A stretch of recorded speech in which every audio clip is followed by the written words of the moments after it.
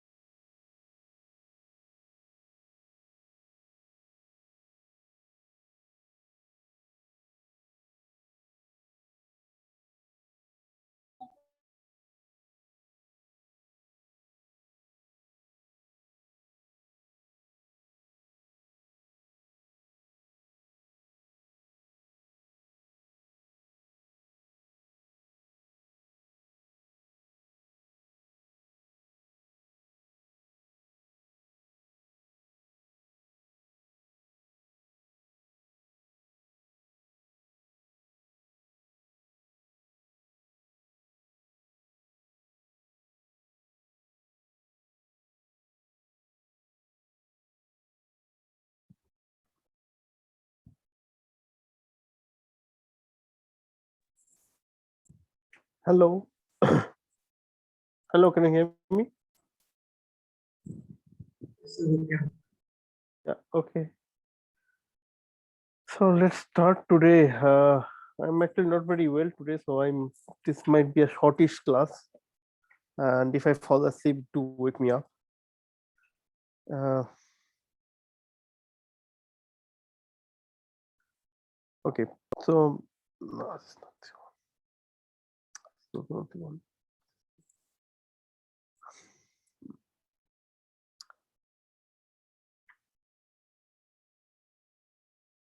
Yeah, so where were we? So we were dealing with sorting algorithms, right? And we had so till now what we have seen is that we have saw merge sort. So maybe before merge sort, there was this other sorts like the insertion sort and the bubble sort and selection sort. So they were, all of them had the worst case running time of O of n square. And in fact, if you go and look at, so this is the worst case.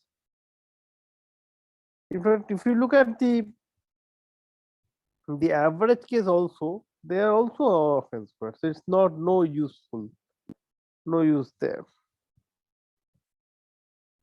It's also average case. And in terms of the space complexity, so this is in terms of the time. And so in the space complexity, none of them required any extra space. At least you can edit it so that it doesn't require any extra space. Now, on the other hand, we had the merge sort. The time complexity became O of n log n. And now we know that this is the best that one can hope for in the world of worst case runtime, right? So this is the kind of the best that one can hope for. This is the worst case, and the average case is also O of n log n. We have not done it, but you can. This is something that I kind of left it as an exercise, that to prove that the average case runtime also is omega n log n for any comparison based plot. But in terms of the space, this was taking an extra order n space. Okay. On the other hand, we had this quick sort. There, the worst case time complexity is O of n squared. So that's nothing, not anything better than the previous ones. But what we saw is that the average case is pretty low, and the space complexity is order 1. So the best thing that we can hope for now is O of n log n in both of them. In the worst case and the average case, and O of 1 in this setting. The question is that is such a thing possible? Okay, so this is, we are talking about comparison sorts. Here we are not worried about what is there any elements that we are sorting has many other extra property or not. It's in general any set of totally ordered elements we can sort it, right? Now to get to this particular, so okay, any questions for this thing so far?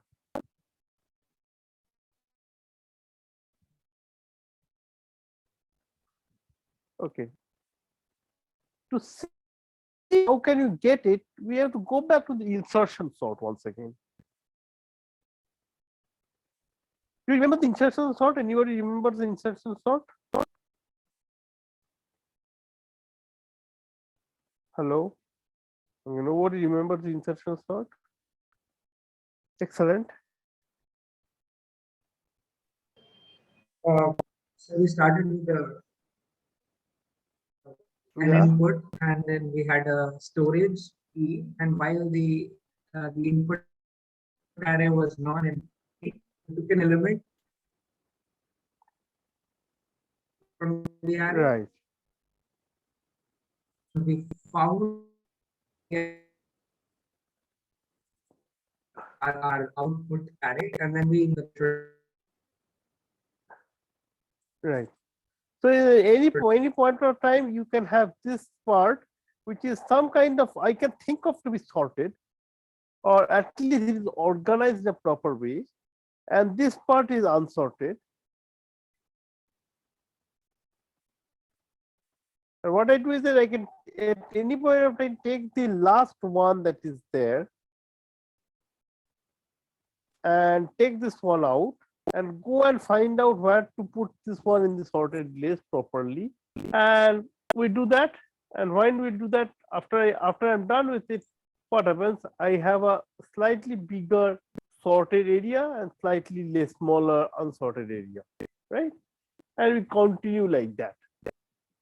Now we were using the binary search and then putting it in that thing where we were putting it as a, where this part was purely sorted. Okay. Now this was not helping us in any way, because as we saw that if we want to insert this a particular element, even if we can find out the position of that element in that sorted list, sorted array, in order log n time, to put it into that array, we will need order n steps, right? Which means that we have to kind of push it, and then we have to kind of yeah, so it will take order n log n, n squared in the worst case. But now, is it possible that I can somehow store this whole thing, maybe not as a sorted array, but somewhat in a pretty nice data structure, so that I can put this element, whenever I see a new element, I can put it in that element in a pretty nice way, in the right place quickly. Then we can do that, right? So this is what is guaranteed by this thing called heap. Now I know that some of you have seen it already, some of you have not, right? Such name tech CS people have already seen it, right? So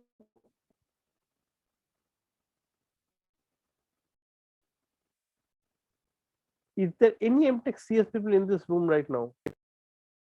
Yes, sir. Yes, Yes. Have you seen the heap? Yeah, Yes, sir. Yes, sir.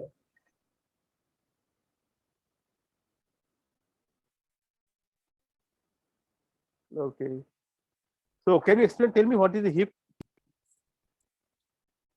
So there are basically two types of heap. The max heap can be possible, or the main heap, and there is Okay. also an advanced heap called the Fibonacci heap.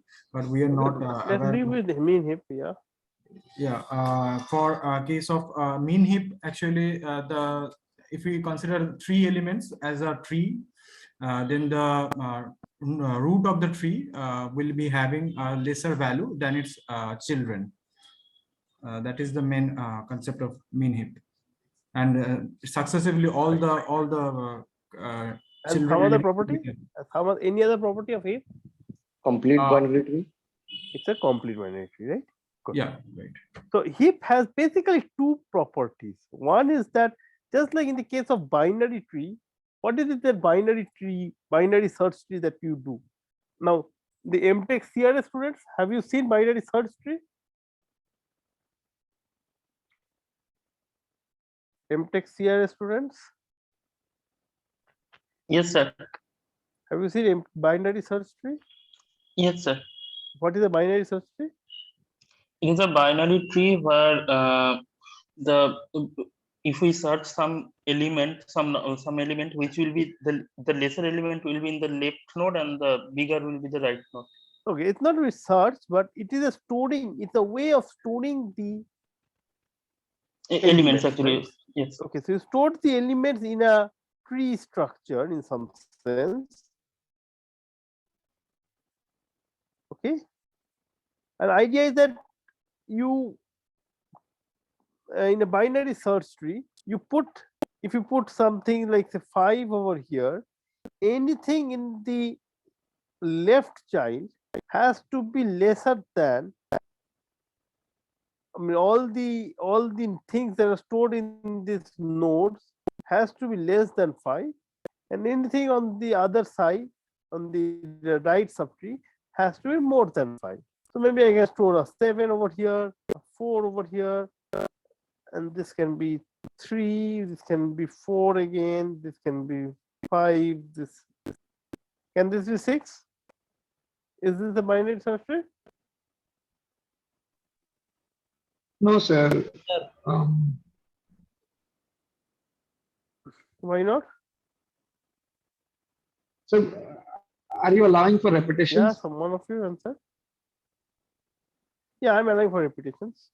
So repetition can be only on one side, not in the both sides. So we can see the 4 is having a repetition in the right side, and here 5 is having the repetition in the left side. Okay, fine. You are saying that, okay, so whatever if I put 5 over here? And also the 5 can have all its subtrees with a smaller value in the left side, but 6 is there present in the left subtree of 5. You mean this 5, right? This, in this case, the 6 is there, right? So this cannot be. So this possibly can be maybe 5.5 something. This cannot be 5.5. In fact, this cannot be anything, right? So maybe this has to be kind of disappear. So this can be a binary tree or something like that. Okay, and this is now, so basically binary search trees are of this form. Now that is, so whenever we talk about data structure, we say that okay, it has satisfy a certain set of, we store the data in a interesting way so that some structure is maintained, which if you can visualize it maybe as a tree, as an array, as a linked list, as God knows what, we can see something nice happening, right? In the world of heap, you basically do the same thing, store the data in a tree, in the nodes of a tree, okay?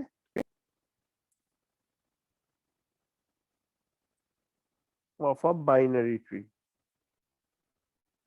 This is not the binary search tree, by the way, it's a binary tree.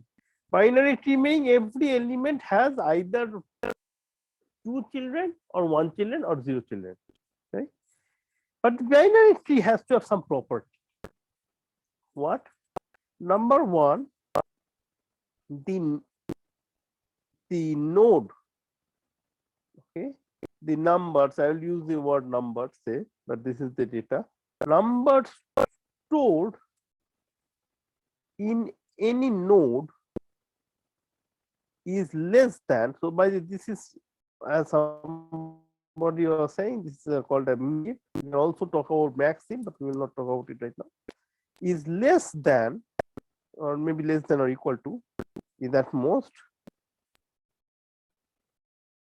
the number stored in its children. Okay, so that is one very important thing. So that means if I write over here,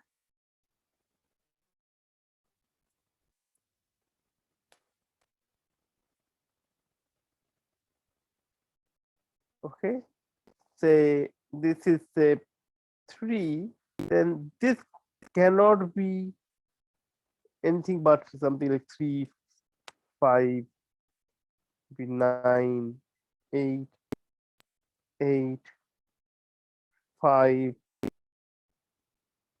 6, 9, this kind of stuff. So you see, it's not that this 5 has to be there in one particular side only or something like that. All that we ensure is that take any node, say 4, the children must be bigger than it. 5, children must be bigger than it, and so on. Okay. And then another crucial thing, the tree has to be almost complete.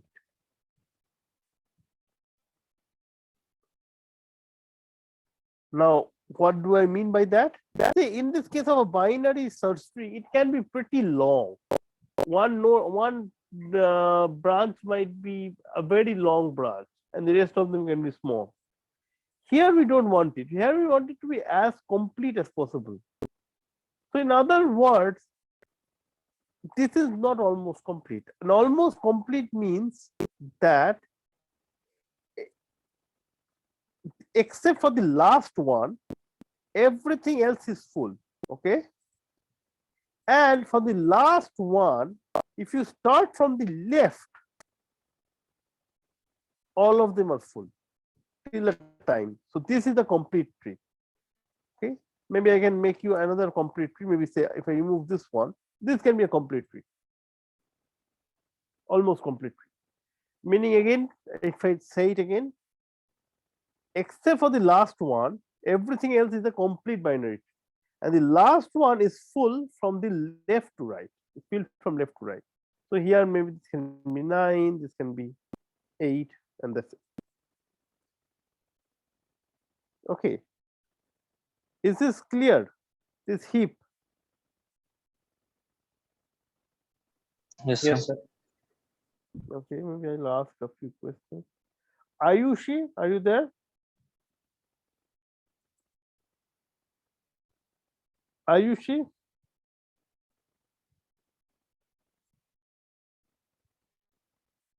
Okay, Ayushi is not there. Okay. Bikshan Chatterjee, are you there? Yes, sir. Yeah, can you tell me what element will be in the top What element? of a heap? The minimum element.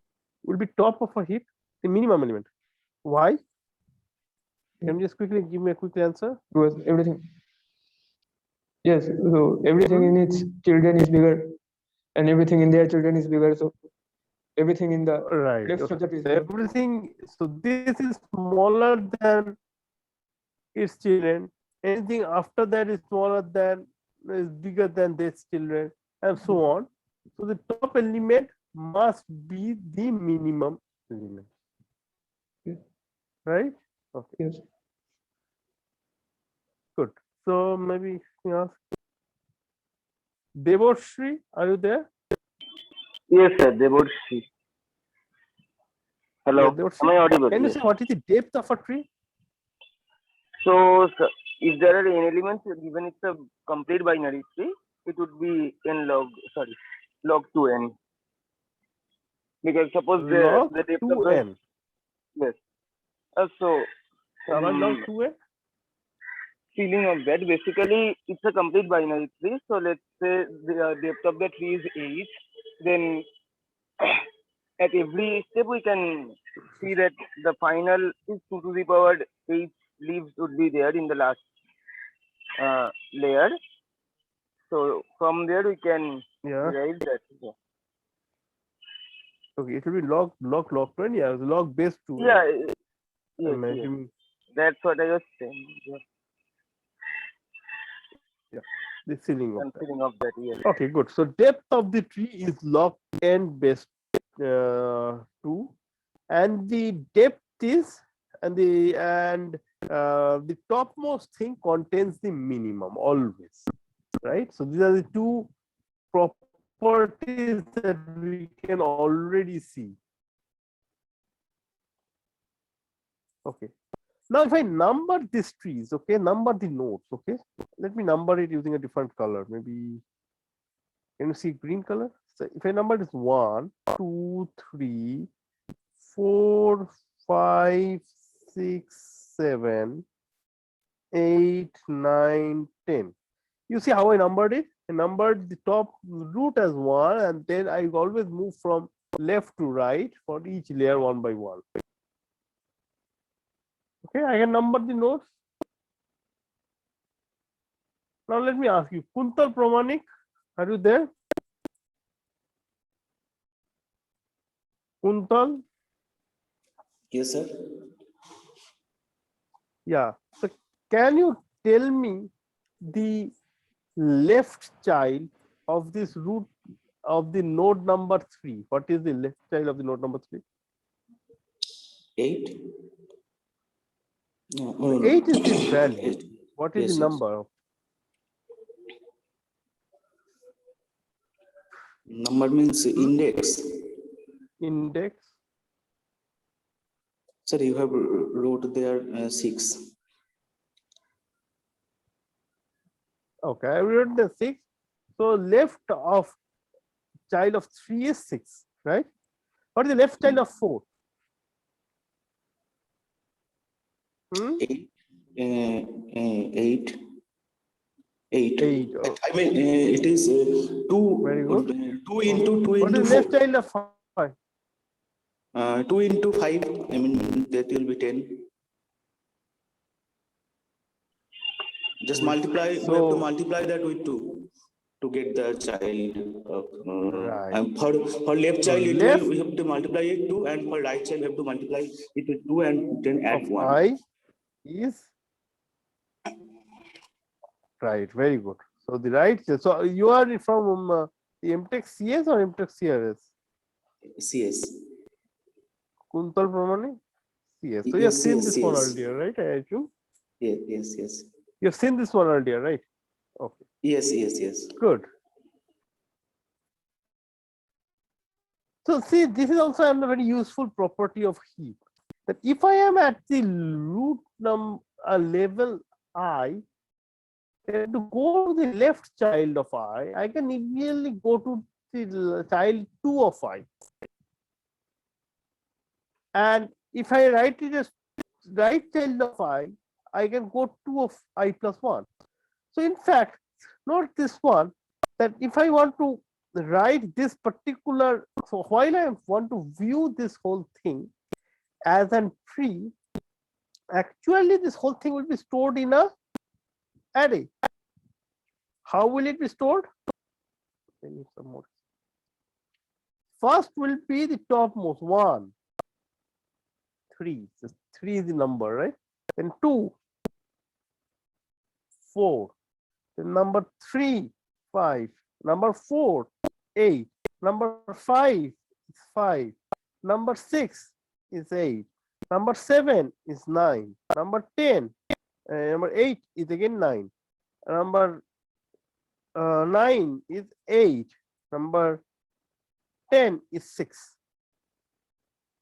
Now you can see that when I am drawing it in this way, you can make still some sense out of it. When I am writing it like this, you don't have any particular way of viewing it. But if I just put the indices on top,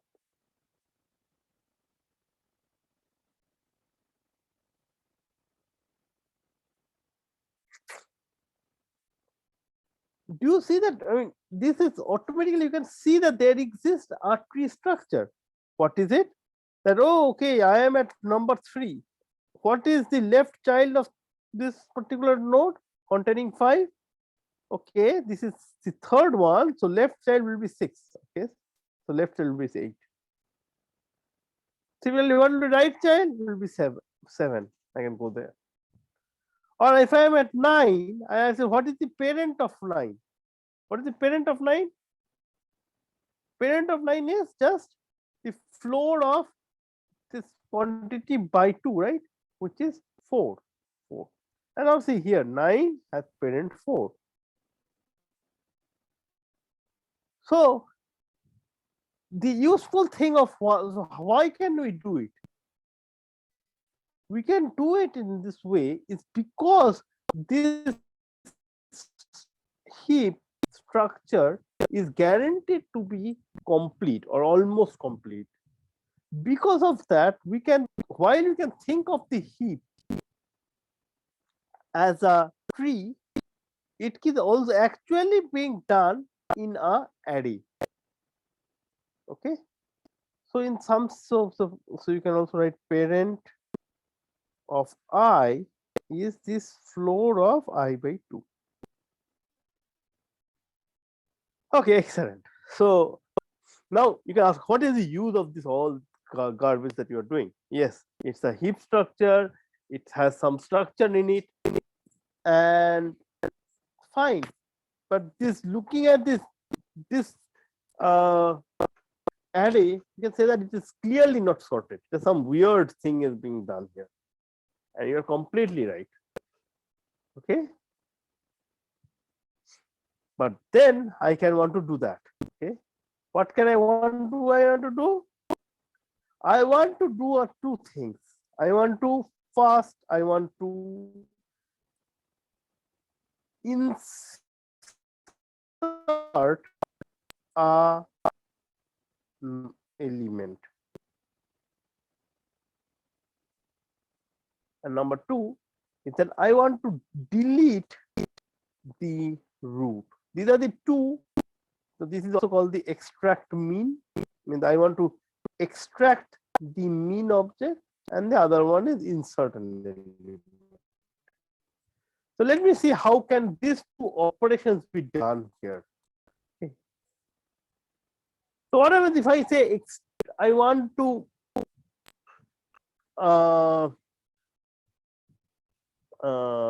insert a number, say 6 over here. I want to insert a number 6 over here. How will I do that? How can I do that? No, 6 is not a good number. 1 second. See, I want to insert the number 3.5. How will I do that? Yeah. Sir, You want to add say? 3 yes, sir. Add 3.5 at the last of the array, and Right. then The first thing is that at the end of the day, we would get a heap of a complete structure, right? Almost complete structure. So which means that I have to put something over here. So I will put this one over here, 3.5. So maybe I should use a different color. Okay. So, okay, now I know that this is the heap structure. yes. Okay. But now the issue is that I can see what? That this is not a heap. Why is it not a heap? Because our 5 is I mean 5 is bigger than 3.5 and it's a mean heap. So 3.5 should be at the root. Bigger and than 3.5. So there is a problem over here, right? yes. So what should I do? So we have to swap 5 and 3.5. So Minimum. all that we can do is that what minimum? Minimum of both the lips. No, No, like swap why 5 minimum? so So swap you want to 5 yeah, swap and just 3.5. these two numbers, right? So actually, Yes. maybe I should. I should kind of take this 5 over here. Okay, let me put it over here, and this 3.5 goes up to be here. Right. Now, thing is that, okay, note that there cannot be any clash over here. Why not? Because by given that that 5 was less than 6, right? Because of the Yes. heap structure over here. And I've replaced this element over here with something which is smaller than that. So if at all there is a violation of a rule, it is on the top one. Right? Not here, but here. And as you can see here, there is a violation of this rule. Because here is a 4 over here and 3.5 over here. Not good. So what should we do? Yes. We Swap again again. swap.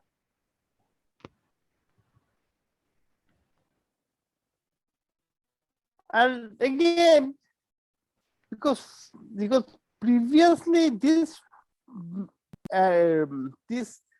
age was not a problem because 4 was less than 8. That's the rule of the heap.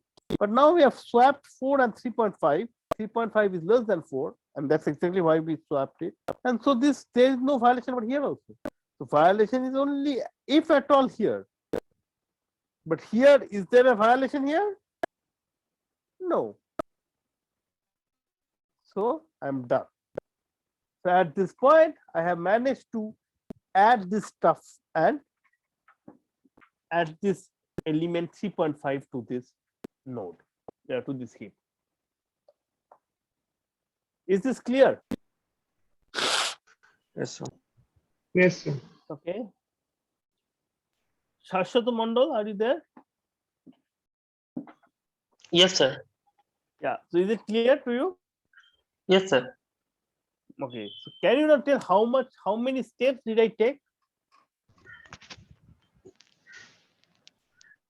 How many steps? I mean the comparison or In the comparison, how many comparisons, sir? so here basically the comparison is proportional to the depth of the heap actually. Exactly. So which is? Which is log n. Which in is this two. log n, right? So that means insert an element therefore can be done in order log n. Okay. Great. Now I have to do one more thing. I want to say that okay, I want to you give me the minimum element and just give me the minimum element. So what will you do? So just take it from the root and then you'll have to correct it. So delete it Just from take the it from root. the root, right? Okay, very good. So yes, so once you take it from the root, everything is fine, but now the heap doesn't have a root. So you have to correct it. Instead of Right? How doing do you that, correct it? Yeah. sir, just swap the root with the last value of the heap, and then adjust the heap. It'll be fine.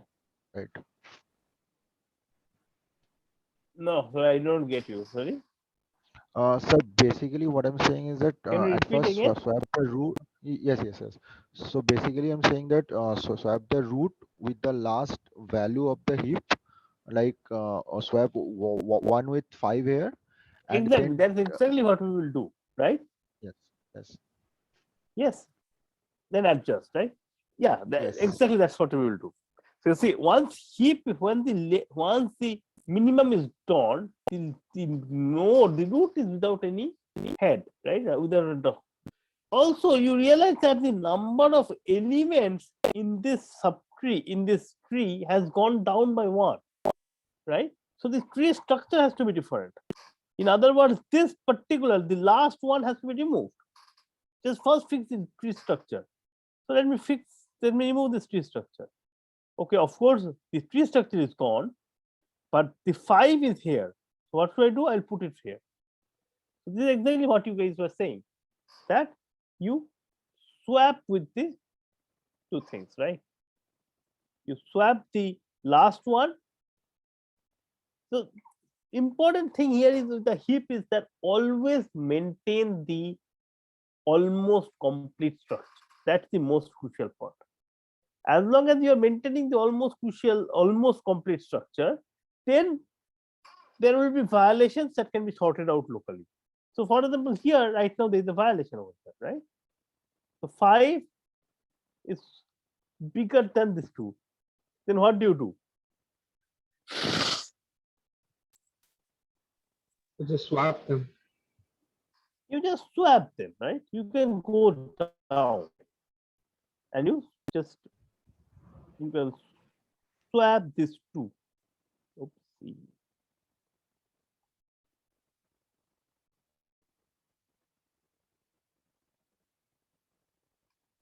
Here also there is a violation. And in that case, you can swap these 2. Right? You have a violation over here, you can swap them. And which is, you can take this one. And basically, and then we finally come to a place where you don't have a swap. So that's all you have to do.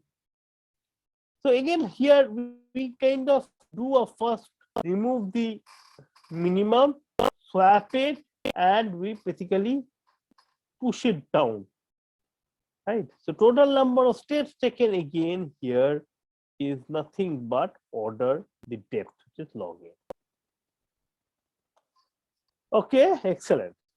So now, so that means I can delete the root using order log n, insert the root element in order log n. Can we now do this insertion sort kind of business? Let's see. Okay. So initially I have a full thing is unsorted, right? What I will do is that I will take the first element and make a heap out of it. Excellent. Now I take the second element and I will just say that, okay, it is the second element. So I will put it correctly and make this one a heap. So at any point of time, I would, sorry, at any point of time, I want to say that, okay, so say this much element is a heap and this is unsorted. Now, okay, how much time does it take for doing so? How much time does it take? So every time I take an element, yeah. Sorry, there was a question, doubt. Sir, I don't understand the statement of the question. Can you repeat this? Which question? You said that one half is heap. I don't understand. Like, are we constantly making sure that the left half remains a heap? Yes. Yes, we are constantly making sure that the left half, left side is a heap and the right side is something that we have not yet touched. Okay, so for example, let me just, if I want to draw this one a bit more, here, let me see this thing, just 1 second. Let me give you an example that might be better off. Okay. Say I have a big array over here. Okay. 5, 4, 3, 2, 6, 9, 7, 8, 5, 4, 2, 1. Okay, so this is an unsorted array set. So what I do, I first take the first element and I put it as a heap. Okay. So what does it mean? It looks like this. Okay, the heap is here. Then I take the next element and maybe I can use a different color here. Okay, say the next element, and this I want to put it as a heap. So what will I do?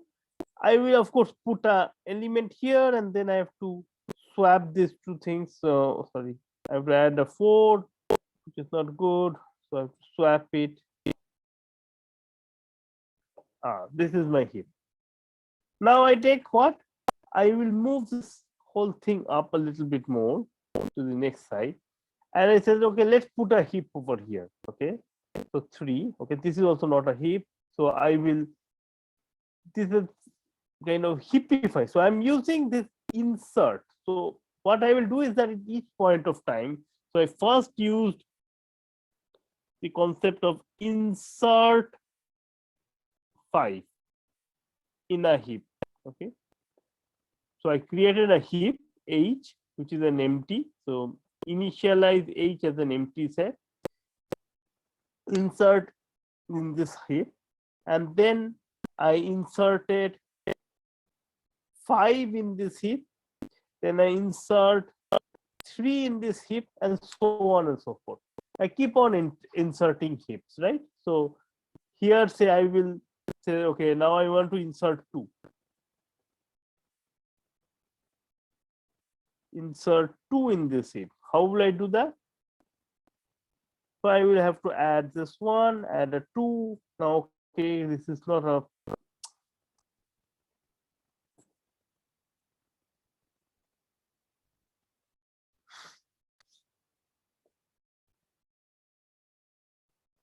so I have to swap them. Okay, this is not good. So I have to swap it again.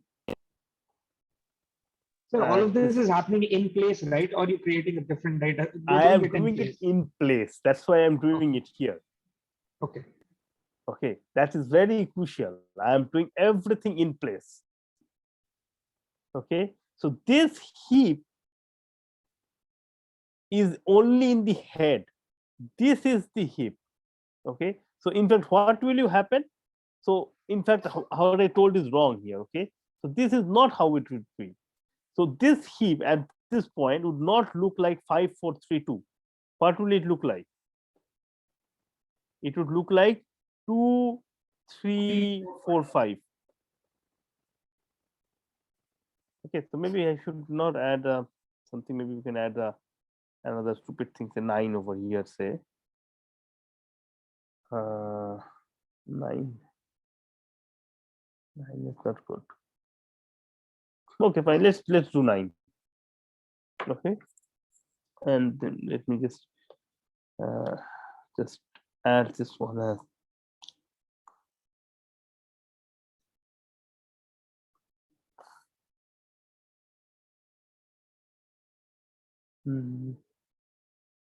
just 1 second. Okay, so let's sorry, let this be 4 and this be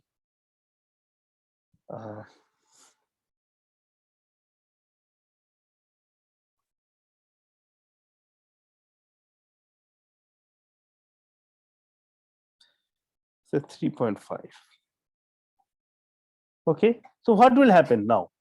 If I want to add this 4 over here, okay, so there is a violation. What is the violation? So this, if you read this particular part as a heap, this reads like this. Okay, now I want to say that, okay, is there a violation? How do I check a violation? I check a violation by saying that, okay, so see, note that there are these numbers, right, which I have not told, 1, 2, 3, 4, 5. Is there a violation between the 5th index and its parent, which is number 2? 5th index, which is parent number 2. Is there a violation? No. Okay, very good. So that means I have no violation. I can live with this. Now I move it here again.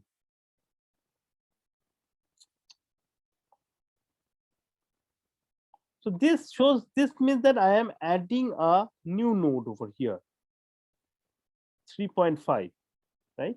This node is the number 6 node. Now I ask, is there a violation between the 6th node and what is its parents? 6 by 2 is 3. There is a violation. So then that means I should kind of swap them. So in other words, I should swap 3.5 and 4. And in our mind, this is what is happening, right? So you see that at any point of time, I will be doing it in place. This one will look like a heap. This is a heap structure. This is the unsorted one. Every time I keep on inserting it in this area, and here I am not touching it. Is this clear? What's going on? Or should I repeat again?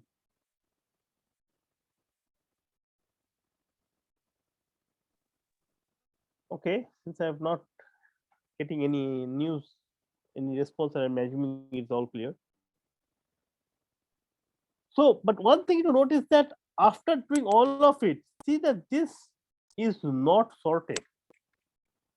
The 2, 3, 3.5, 5, 4, 3. Do you think it is sorted?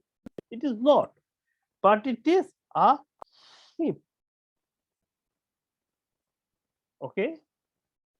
So I will first convert this whole unsorted list one by one by creating a large heap. Okay. So many places this is what is called as a make heap or build heap. Build heap meaning you take a set of in an array and you create a heap right in that place. In place build a heap. Okay. There is also this terminology called heapify. Heapify meaning once you kind of add this thing at the end, right? So maybe if I say maybe if I use a different stuff over here, say maybe it's number 3, right? So if I add this 3 to the end, I get this structure. Now this is good, very good. This is a heap structure in the sense that it's a complete graph, but it is not, because there is a violation possibly. So you what we say that do a heapify, meaning in that case you find 1, 2, 3, 4, 5, 6, 7, 7, 7's parent is 7 by 3 is 7 by 2 is 3. So this one, so is there a violation over here? Oh, of course, there's a violation. 3.5 is bigger than this. So I should swap 3.5 with 3. And then you said, okay, is there a violation further down? 3 to 1, maybe no, it's not a problem. So in some sense, what I've done is that in my mind, I have swapped these two things. So while I am doing everything on a heap, everything is being done in place. Okay. And this is what is called heapify. Heapify is just make it, complete it into a heap. So the first thing you do is that take the whole array and build the whole heap. Now question is that what is the time taken for build heap? Any idea? N log n. It is n log n. Why then log n? Because Log n for if- each heap. yes, I am doing a n different inserts, right? And each insert is that much log n. So it's n log n. Correct. Now, once I have built a heap completely, what can you do? How can you create a sorted array? Repeatedly delete the root and heapify it. Exactly. So repeatedly delete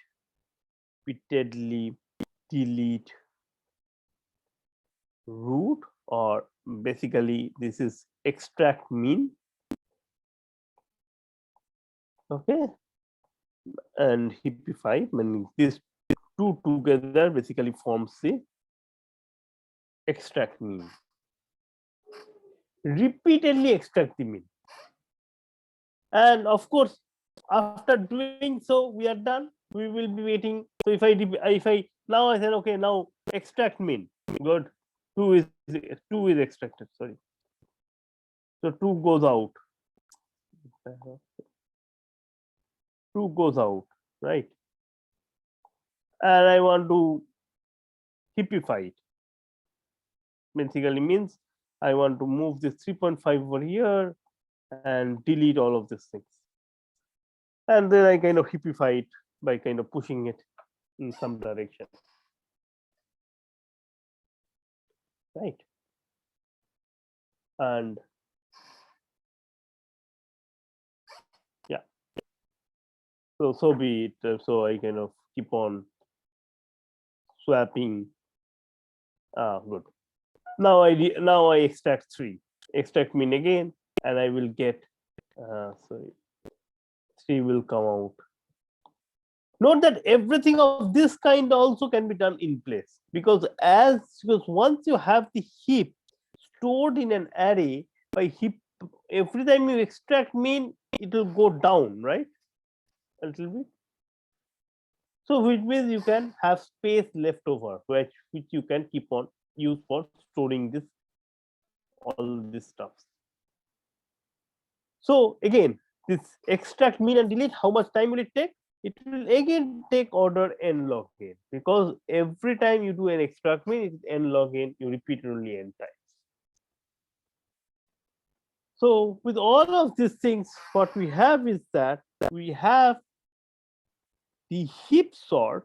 Now I have not given you the formal pseudo concept of the heap sort. This will be one of the problems that will be there in the assignment. Okay. So show me if you are listening. Can you just take a note of this one?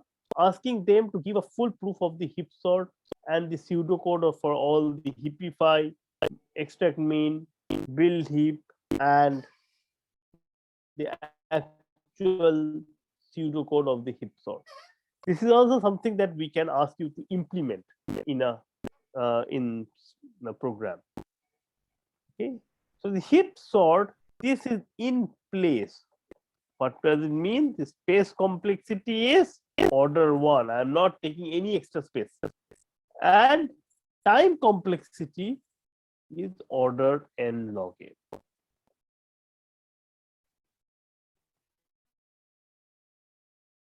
Okay, so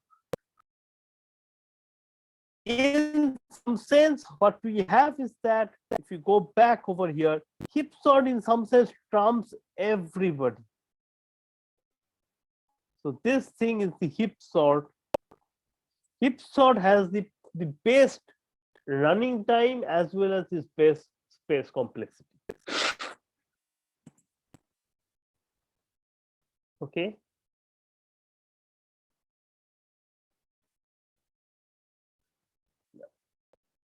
Any questions so far?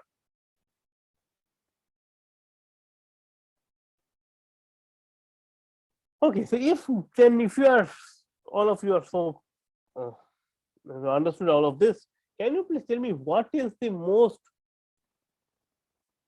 commonly used sorting algorithm in real life? Quicksort. Quicksort. Why? So it's merge sort because most of the practical cases uses data which is not fitted in the main memory, and for that case we need to do some external sorting, and merge sort is the best way to do so. Merge sort is the best way to do so? Because Sir, the basically external the sorting cannot problem- be done with any other sorting algorithm.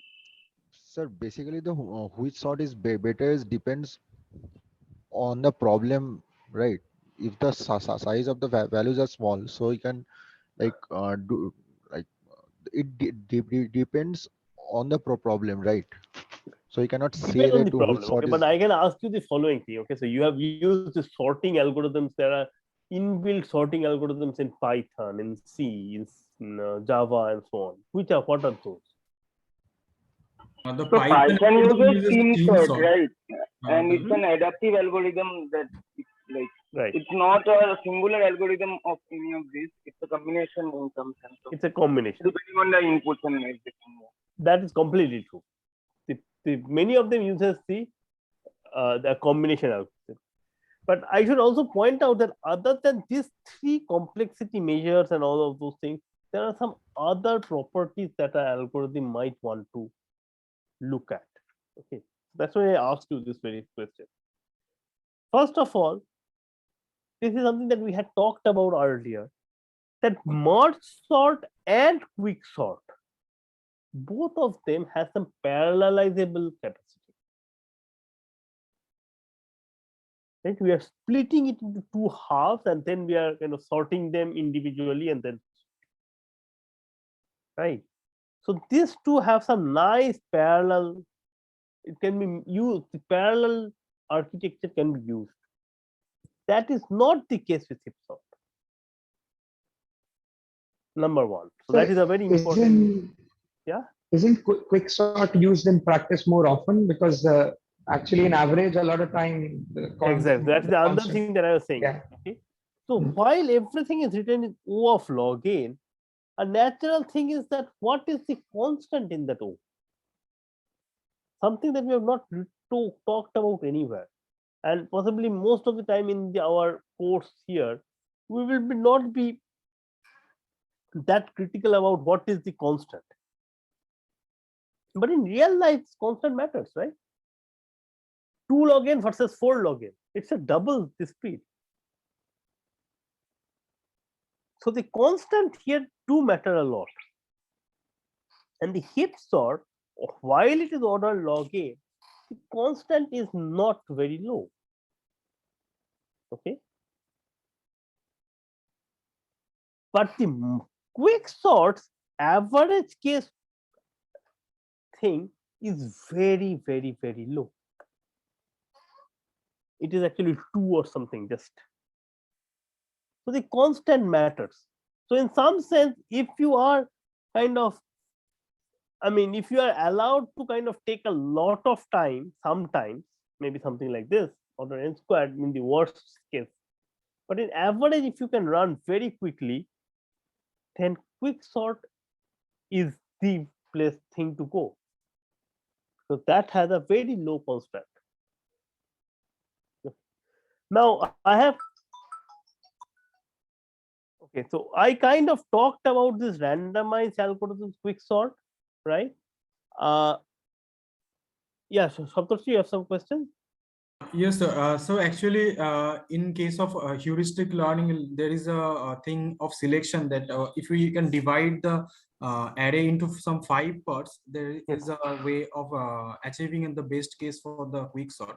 So can you, if possible, in the some coming class, you can discuss about that and why it is so, why the So that is, I mean, this number 5 has no particular reason for it. Okay. There is some, these are mostly empirical based in some sense. So more you split, correct, the chance of the probability calculation will be different, and you will have some other various things that happen. Okay. So so it's like it's a trade-off. So these are the places where the engineers have to use their understanding very carefully, or what is the numbers and all. So this number 5 that you are saying might not be that much mathematically supported, but it is practically, that seems to be the more accurate one. So let me just tell the rest of the people, in case they have not understood it or your question, that in quick sort or in merge sort, right, we are splitting it into two chunks.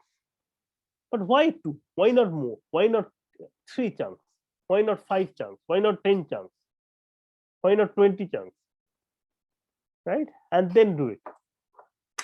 Now, of course, I mean, 2 is no special number, and just similarly 3 is also no special number, and so on. But at the same time, if you take bigger and bigger chunks, the algorithm becomes slower and slower. So in that case, you cannot make it to be arbitrarily large. So what number of splits that you will do, that depends a lot about the architecture of the computer, of the programs, and the empirical, the sizes that matters there actually. So while in mathematically we think of n to be a number that can be going to infinity, but that is not the case, right? I mean, usually the normal n's that comes with a particular size and so on. So all of these things to come up also. Yeah, so the one thing that I was talking about here is that the quick sort, we have proved that the randomized algorithm has expected runtime of n log n. Actually, you can prove something a bit more. Now, I will not do it in this class, but I let you guys go back and read it for yourself. So this is what is called the concentrated, the concentration bound. Okay, so to explain the concentration bound, I have to go a bit out of my way to explain you in some other sense. Say if you toss a coin 100 times, what is the expected number of times you expect to get a head?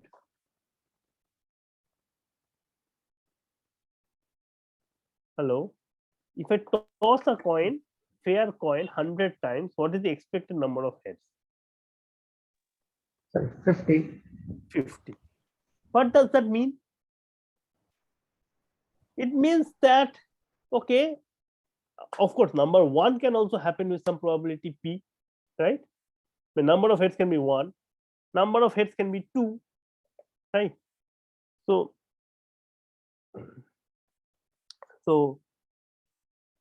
sorry. So number of heads, say, this can be anything from 0 to 100. All of them have some numbers p0 to p100. And if I take the average, then I hit the number 50.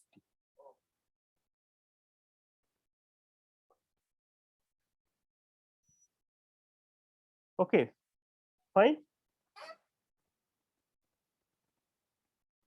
So does it mean that getting the number 0 is as likely as getting the number 50?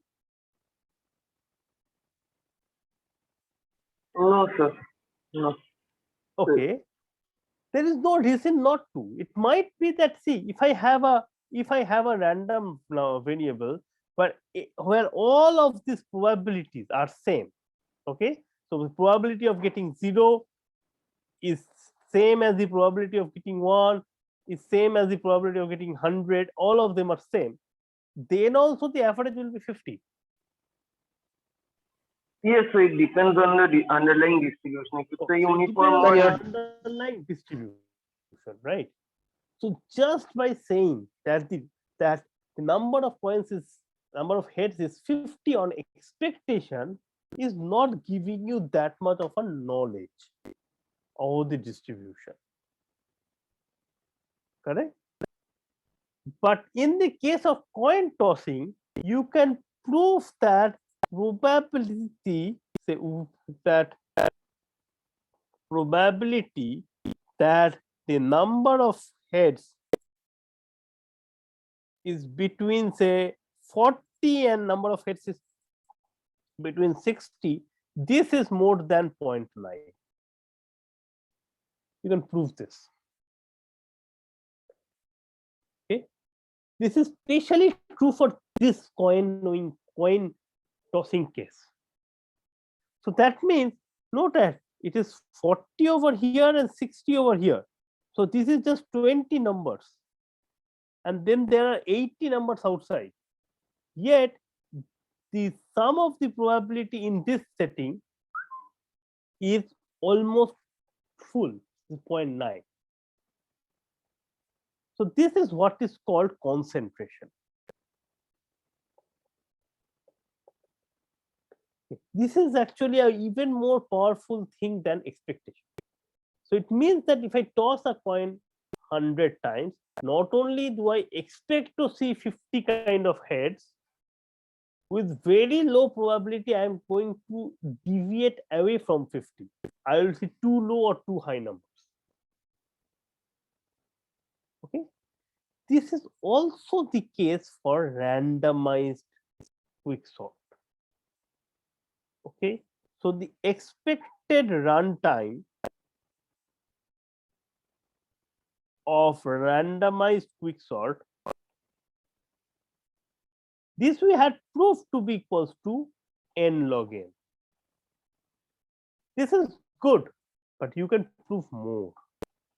What you can prove is that probability that the runtime of randomized quicksort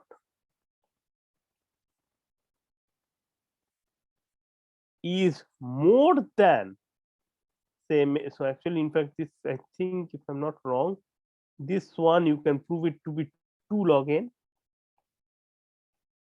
and this is more than 4 log n. This is very small. Okay, so this is almost 0.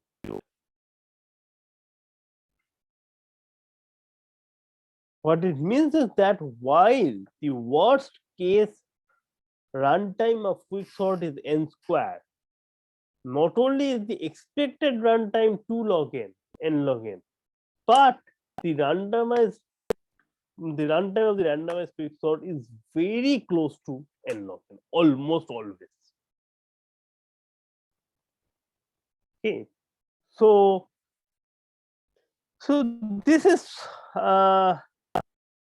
an important thing to remember. Just 1 second. Why so?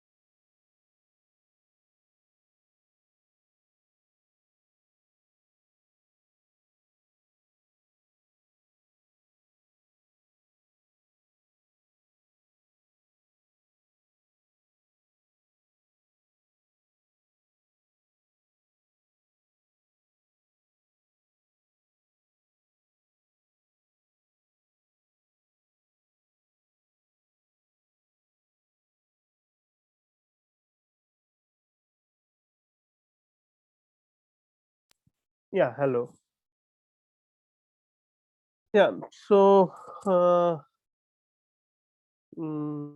right.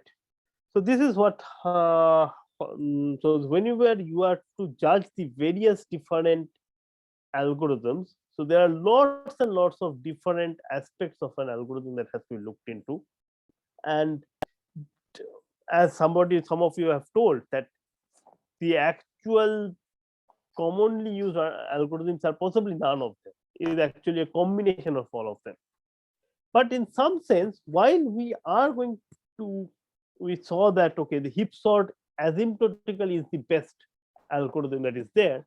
In real life, quicksort is preferred much more than heap sort because of the randomized structure of the heap sort. By the way, I have not explained you much about how this statement is true, and this will be a out of the scope of this class. If you guys are interested in, I can give you the pointers. You can go and read it up for yourself. And yeah.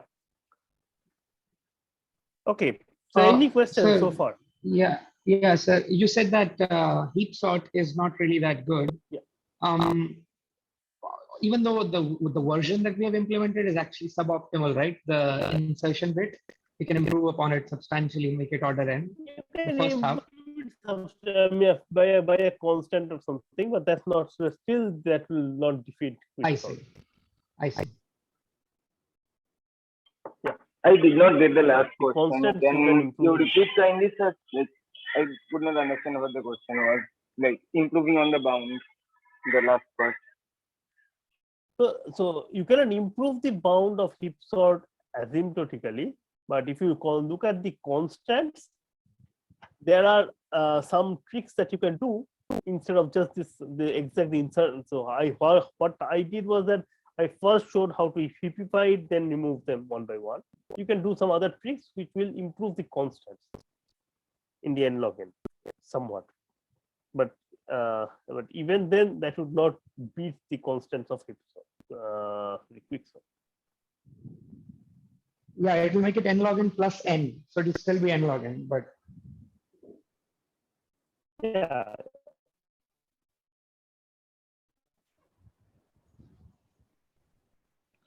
Yeah, sir, kindly point out some material for the concentration bound or something.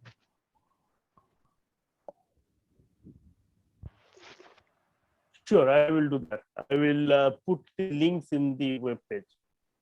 Okay.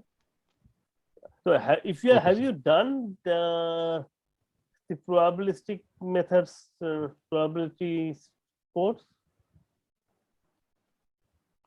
Sorry. Hello. Sorry, sir. Yes, sir. We We have done the probability course, but not the randomized algorithm course. so we have done, but we do have some idea of probabilistic methods. No, you don't need as far randomized as- algorithms, but no, but okay. What about Charnov bounds and all? Have you seen Charnov bound? Yes, sir. Yes, sir. Okay, so this actually follows from Charnov bound. Okay, this concentration. So Charnov bound is a concentration equality. A clever use of Charnov bound will give you this concentration. But I will give you a pointer, some materials to that you can read by yourself.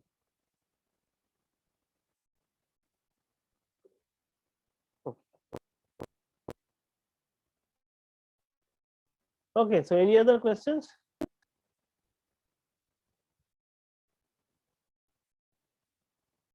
Hello.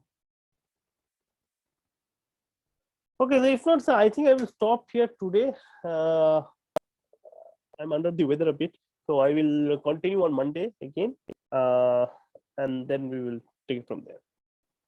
Okay, so